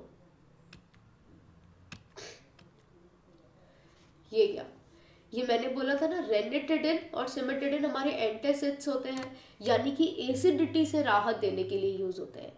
रेनिटिडिन कई बारी पेपर में, यानी कि मम्मा पापा से भी सुना होगा, कुछ मेडिसिन में रेनिटिडिन जैसा नाम, अगर थोड़ा बहुत तुम लोग देखते हो तो तुम्हारे लिए ईजी हो जाएगा। तो हिस्टामिन हुआ, सिमेटिडिन हुआ, रेनिटिडिन हुआ, they are nitrogen rich compounds. Nitrogen rich compounds है, यानी कि ये हमारे एसिड्स के अगेंस्ट हमारे को काम देते हैं। अब what is the difference between the two, इसमें भी बहुत सारा नाइट्रोजन है, इसमें भी बहुत सारा नाइट्रोजन है। अब हम देख रहे हैं इसमें भी भैया थायो का लिंकेज, इसमें भी थायो का लिंकेज है। अब ध्यान एक बात दो, इसने सिमेटिडिन बोला है, सिमेटिडिन में तुम्हारे पास यहाँ पे साइनाइड है, यानी कि NC ट्रिपल बॉन्ड N है। तो अगर सिमेटिडिन है तो यानी कि C ट्रिपल बॉन्ड N होगा, और अगर रेनिटिडिन है तो यहाँ पे तुम्हारे पास NO2 वाला लिंकेज होगा। क्या होगा, NO2 ग्रुप होगा। तो ऐसे याद कर लो, अगर NH2 है तो हिस्टामिन है, साइनाइड है तो सिमेटिडिन है, और रेनिटिडिन में NO2 ग्रुप होता है। अब समझ में आया। अब यहाँ पे तुम्हें ये CN नजर आ रहा था, साइनाइड नजर आ रहा था। तो साइनाइड तुम्हें क्या बता रहा है कि भैया बहुत सारा नाइट्रोजन तो भरा पड़ा है, बट साथ में साइनाइड भी है, तो यानी कि सिमेटिडिन होगा। रेनिटिडिन होता तो साइनाइड नहीं होता और तुम्हारा NO2 ग्रुप होता, ठीक है, NO2 ग्रुप होता। और हमारे को एक और मॉलिक्यूल इन्होंने जो को दिया, वो कौन सा दिया, सेल्डेन।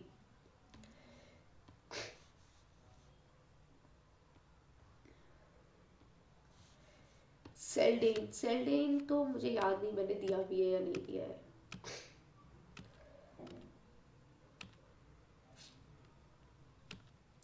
इतनी बार दिखा दूंगी तुम्हें कि तुम्हें काफी कुछ याद हो जाएगा। सेल्डेन तो मैंने नहीं दिया है, ऐसा होगा पेपर में कुछ ना कुछ तुम्हें पर्टिकुलर स्ट्रक्चर्स ऐसी आ जाएगी जो तुम्हारे लिए नए नए नाम होंगे, ठीक है, लेकिन जितना पढ़ोगे उससे क्वेश्चन तुम्हारा हो सकता है, तो दिस सबमिटेड है, ठीक है। Answer is option number C. अगला क्वेश्चन है हमारा क्वेश्चन नंबर 12। ये क्वेश्चन कह रहा है using very little soap while washing clothes does not serve the purpose of cleaning of clothes because. जब हम बहुत थोड़ा सा साबुन यूज़ करते हैं कपड़ों को धोने के लिए तो वो हमारे पर्पस को सर्व नहीं करता और हमारे कपड़े ठीक से धुलते नहीं है। Why, what is the reason behind it?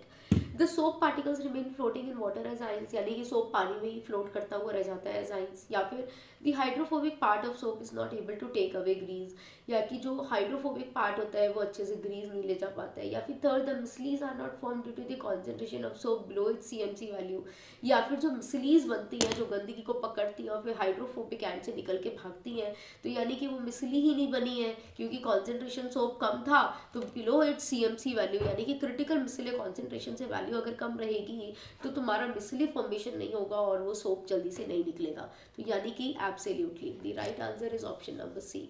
तो micelle formation is very necessary और वो तभी बनेगा जब तुम्हारा कॉन्सेंट्रेशन क्रिटिकल मिसले कॉन्सेंट्रेशन से ऊपर जाएगा, ठीक है।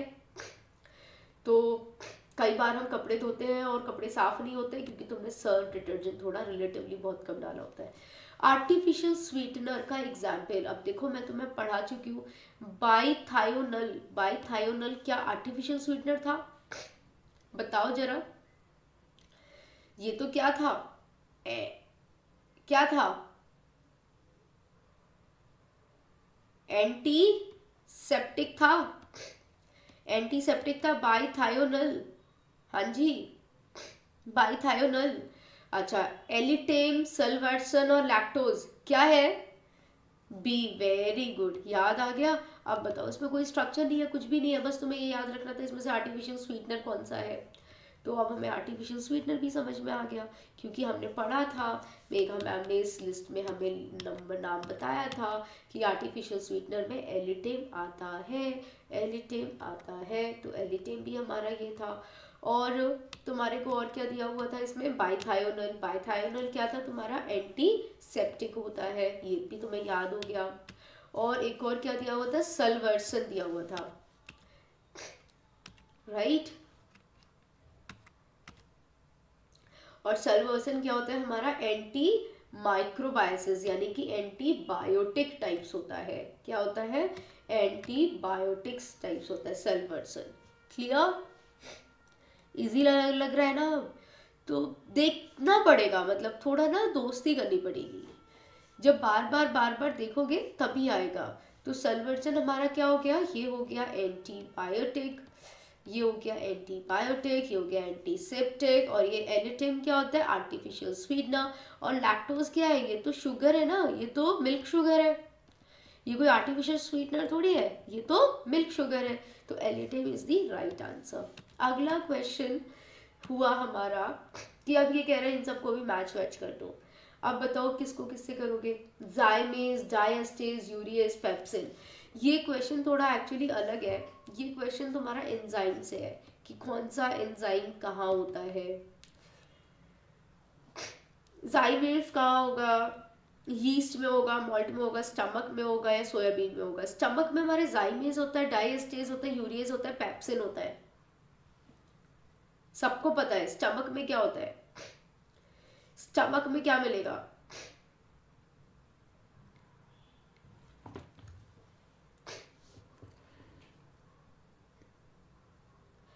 पढ़ते हो ना? पेप्सिन और रेनिन कहाँ पड़ा हुआ है? HCl सिक्रेट करता है हमारे पेट के अंदर जिससे खाना पचता है। तो what is this? Pepsin, pepsin is in stomach, right. ये तो पड़ा हुआ ही है, तो यानी कि डी का तो हो गया 1। अगर डी का हो गया 1 तो इन दोनों को कट कर दो जरा कॉन्फिडेंटली। अब जाइमेज के बारे में क्या पता है? जाइमेज, तुम जाइमेज, डायस्टेज और यूरिएज, मुझे लगता है सबसे अच्छा तुम बता पाओगे जाइमेज कहाँ होता है। जाइमेज ए को बताओ, ए थर्ड में होता है यानी कि मॉल्ट में होता है या फिर यीस्ट में होता है? सरफेस केमिस्ट्री,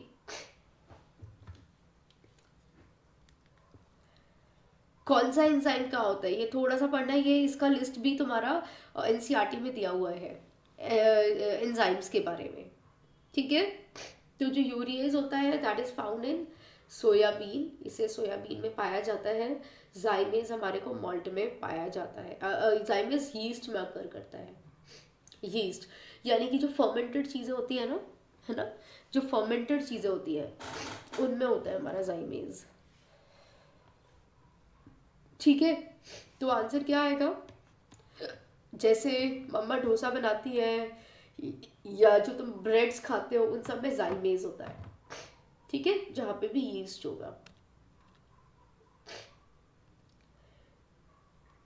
तो पेप्सिन का तो तुम्हें याद है स्टमक है, यानी कि डी का 1 है और तुम्हारे ए का 2 है, ठीक है। 2 भी याद है तो हो जाएगा। यूरिएज मैंने तुम्हें बता दिया, सोयाबीन में यूरिएज होता है, और डायस्टेज यानी कि बी का 3 बता दिया, ठीक है। अगला question, an antiseptic Dettol is a mixture of two compounds A and B where A has 6 pi electrons and B has 2 pi electrons, what is B. अब सुनो देखो, इडली में बिल्कुल सही।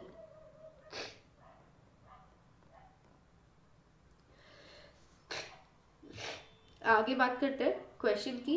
एन एंटीसेप्टिक डिटॉल जो है होता है हमारा, this is a mixture of two compounds A और बी, यानी कि डिटॉल में क्या क्या होता है, बीथियोनल होता है, क्लोरोजाइलिनॉल होता है, टर्पिनियॉल होता है या क्लोरिनफेनिकॉल होता है।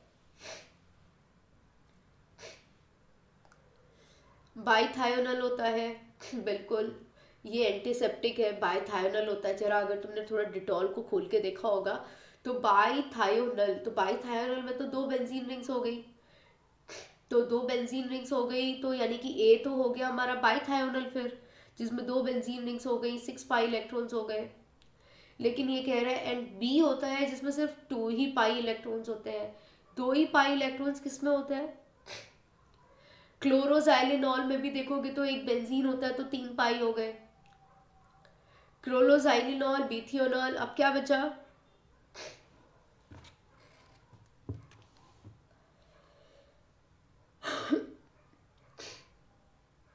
क्या बचा, टॉपिनियोल ही तो बचा, टॉपिनियोल बचा ना, जिसमें सिर्फ 2 ही पाई इलेक्ट्रॉन्स होते हैं। बाइथायोनल में तो कितने हो गए, इलेक्ट्रॉन्स की बात किया जाए तो 12 हो गए, 12 पाई इलेक्ट्रॉन्स हो गए। और क्लोरोजाइलिनॉल में 6 पाई इलेक्ट्रॉन्स हो गए और टॉपिनॉल में 2 पाई इलेक्ट्रॉन्स होते हैं। और ये क्लोरिनफेनिकॉल क्या होता है,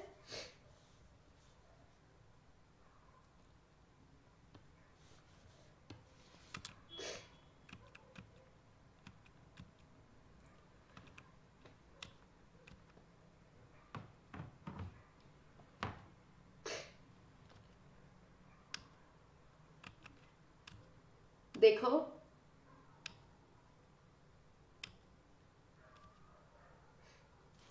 क्लोरिनफेनिकॉल तो एंटीबायोटिक हुआ करता था ना, ये तो डिटॉल में होता ही नहीं है कि होता है ये तो डिटॉल का पार्ट नहीं है ना, यानी कि ये तो हमारे एंटीसेप्टिक का पार्ट नहीं है। तो क्लोरिनफेनिकॉल का तो भैया क्लियर होना चाहिए कि ये तो मेरा एंटीबायोटिक है, एंटी माइक्रोबियल है। अब एंटीसेप्टिक्स में बात करें तो क्लोरोसाइलिनॉल था, टर्पिनियोल था और बीथियोनल था। अब देखो ये एंटीसेप्टिक्स कितने ज़्यादा यूज़ हो रहे हैं, अब याद हो गया, ठीक है, बिल्कुल सही।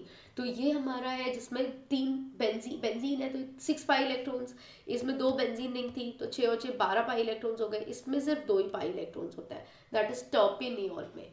अब गलती नहीं होगी ना, यानी कि अब ये भी हमें याद हो गया। तो क्वेश्चन करते जाओ यार, सीखते जाओ और काफ़ी कुछ तुम्हें याद रहा आएगा। द केमिकल विच स्टिमुलेट्स, तो यहाँ पे लिख लो क्लोरिनफेनिकॉल इज योर माइक्रोबियल एंटी माइक्रोबायसिस और एंटीबायोटिक भी लिख सकते हो, उसे कुछ भी लिख सकते हो। टॉपिनियोल और बीथियोनल और क्लोरोजाइनिनॉल दे ऑल आर एंटीसेप्टिक्स में होते हैं ये, तो ये तुम्हारा ये आंसर होगा बी। अब मैं बाकी क्वेश्चंस तुम्हें होमवर्क में दे दूं, बिकॉज मुझे भी लग रहा है कि we are done for the today, otherwise तुम लोग अब थकना शुरू कर दिया तुम लोगों ने। तो क्वेश्चन है, a chemical which stimulates the secretion of pepsin is, यानी कि ऐसा कौन सा केमिकल होता है जो पेप्सिन का सिक्रेशन करता है? एंटीहिस्टामिन होगा, हिस्टामिन होगा, सिमेटिडिन होगा कि जेंटेक होगा? यानी कि ऐसा कौन सा केमिकल होता है जो पेप्सिन सिक्रेट करता है, यानी कि हमारे स्टमक में पेप्सिन का सिक्रेशन करेगा? It has to be histamine और एंटीहिस्टामिन, या सिमेटिडिन, सिमेटिडिन जिसमें साइनाइड हुआ करता था, है ना, या फिर जेंटेक? अब तुम्हें पता है सिमेटिडिन का स्ट्रक्चर क्या होता है जिसमें साइनाइड हुआ करता था?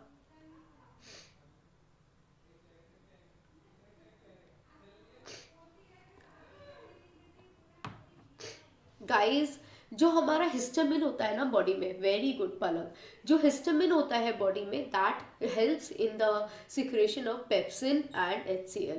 तो जो स्टमक में जो पेप्सिन और HCl बनता है वो हिस्टामिन की वजह से बनता है, ठीक है? तो that is the histamine. Antihistamine नहीं होगा, जेंटेक नहीं होगा। जेंटेक इज ऑल्सो एंटी एसिड, ठीक है? अच्छा, सिमेटिडिन क्या था, याद है, भूल गए? सिमेटिडिन क्या था?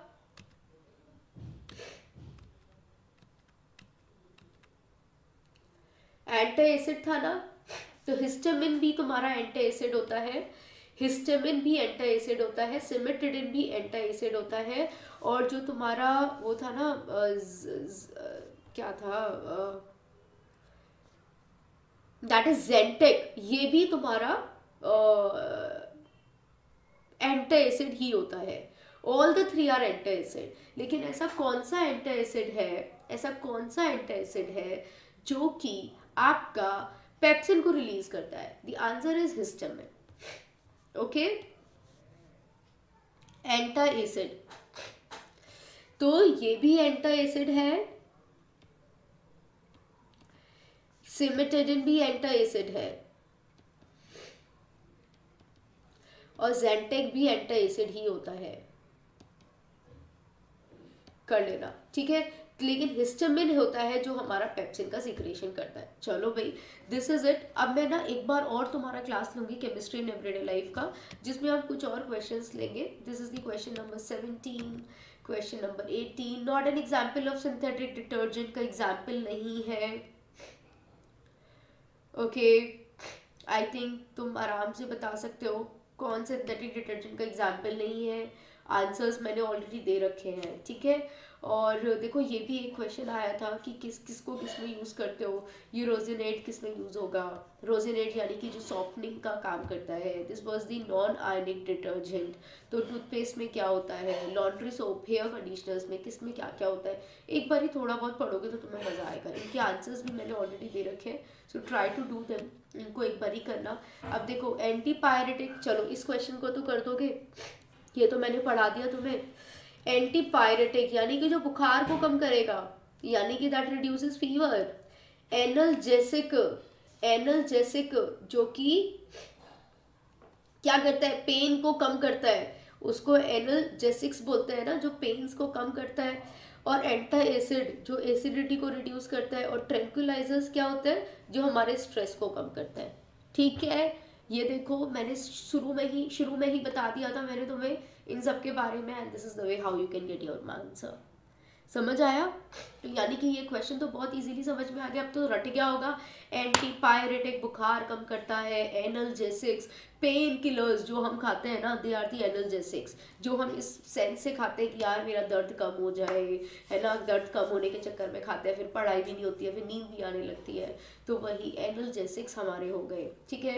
एंटी एसिड जो एसिडिटी को रिड्यूस करता है, ट्रैंक्विलाइजर जो स्ट्रेस लेवल के हो रहा है।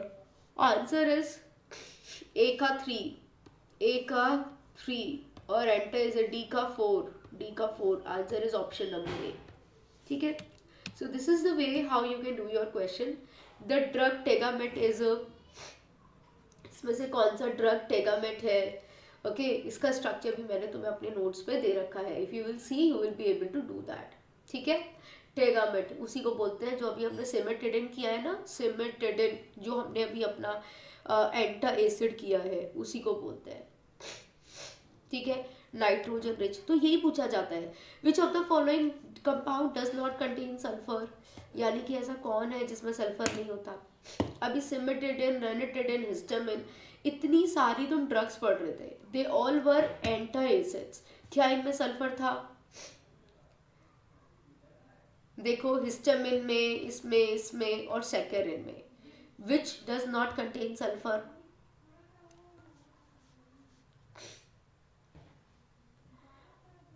Which does not contain sulphur? दोबारा खोलो, इतना खोलो कि तुम्हें ये स्ट्रक्चर्स ना सारी की सारी दिमाग में छप जाए। सिमेटिडिन में सल्फर था। रेनिटिडिन में सल्फर था। ठीक है, यानी कि सिमेटिडिन, रेनिटिडिन, है ना, टेरेफेनाडिन, इन सब में तुम्हारे पास, इसमें नहीं होता, एंटी हिस्टामिन्स में नहीं होता बेसिकली। सिमेटिडिन और रेनिटिडिन दोनों में सल्फर होता है ना। तो रेनिटिडिन में भी सल्फर होता है और सिमेटिडिन में भी सल्फर लिंकेज होती है, इन दोनों में होती है, हिस्टामिन में नहीं होती। और हिस्टामिन में नहीं होती है तो हिस्टामिन ही तुम्हारा आंसर हो जाएगा। और जो सेकेरिन्स होते हैं ये तो सब सल्फर कंटेनिंग होते हैं, तो योर आंसर इज हिस्टामिन। ठीक है, सो मोर और मोर लाइकली ये 2-4 स्ट्रक्चर्स ही है जो बार बार क्वेश्चन से पूछी जाती है। So if you will keep looking on them again and again you will definitely able to retain. तो ये दोनों फाइल्स तुम्हारी स्ट्रक्चर्स की और क्वेश्चंस की, और मेरे जो नोट्स है केमिस्ट्री इन एवरीडे लाइफ पे बने हुए हाथ के नोट्स हैं, इन सबको मैं शेयर कर दूंगी ओवर माय टेलीग्राम। और